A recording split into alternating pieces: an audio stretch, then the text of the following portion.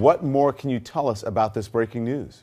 Well, we're learning, Don, that high-level advisors close to then presidential nominee Donald Trump were in frequent communication during the campaign with Russians known to U.S. intelligence. This is according to multiple current and former intelligence, law enforcement, and administration officials that have been talking to myself as well as my colleague Jim Sciutto. And both the frequency of these communications and the proximity to Mr. Trump during the campaign of those involved raised a red flag with U.S. intelligence and law enforcement, according to these officials, and the communications were intercepted during routine intelligence collection targeting Russian officials and other Russian nationals known to U.S. intelligence. And among them were several senior Trump advisors that apparently, according to our sources, were regularly communicating with Russian nationals. And so that was really what caught the attention of U.S. law enforcement and U.S. intelligence officials. And officials we've been speaking with emphasized that these communications between campaign staff and representatives of foreign governments are not unusual.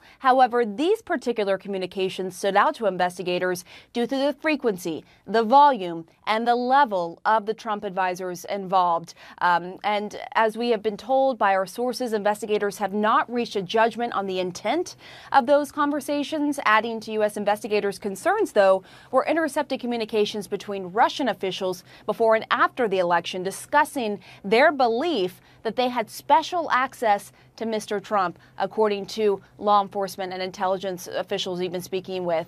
So, Don, all of this was coming at a time when U.S. intelligence officials believed that Russia was trying to sway the election in favor of Donald Trump and to hurt Hillary Clinton. So within that context, that also added to the concern in the intelligence community. Well, the question is, let's dig a little bit more deeper on this, Pamela. And be specific. Did President Trump know about these contacts? Was he briefed?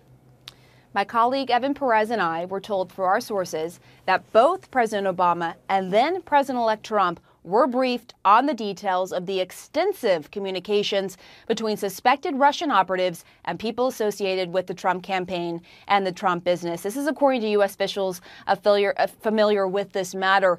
And the extensive contacts drew concerns of U.S. intelligence and law enforcement officials, in part because, as I pointed out, it came at a time of Russian cyber activities targeting mostly Democratic Party political organizations post-election.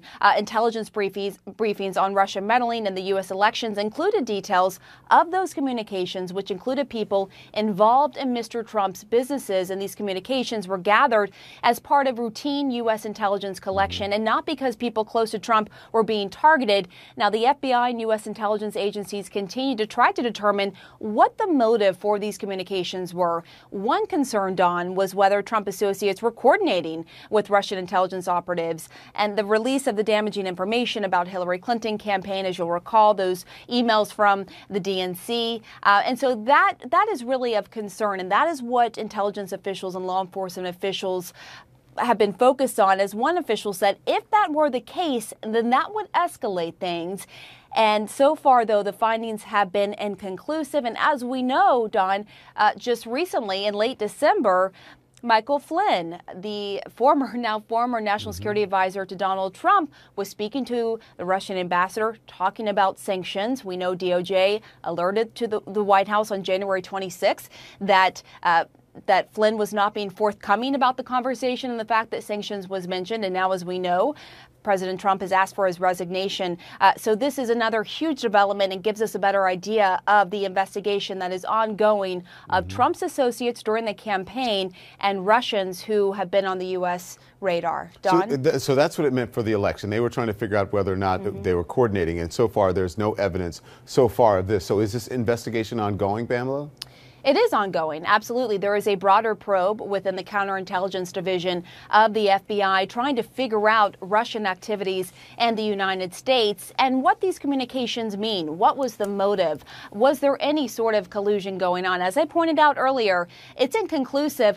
But of course, investigators are looking at the bigger picture and the context of this happening during a time when the Russians were boasting to one another in intercepted communications about having access to Trump. Trump. And so all of this is sort of taken into account, and the FBI is looking at this. And as we've learned through our sources who have been talking to both Jim Sciutto, my colleague Jim Sciutto, as well as Evan Perez, this has been brought to the attention of the FBI, and they continue to look at this. And it has also been brought to the attention of Donald Trump during the briefing before he even took office, before he became officially president of the United States.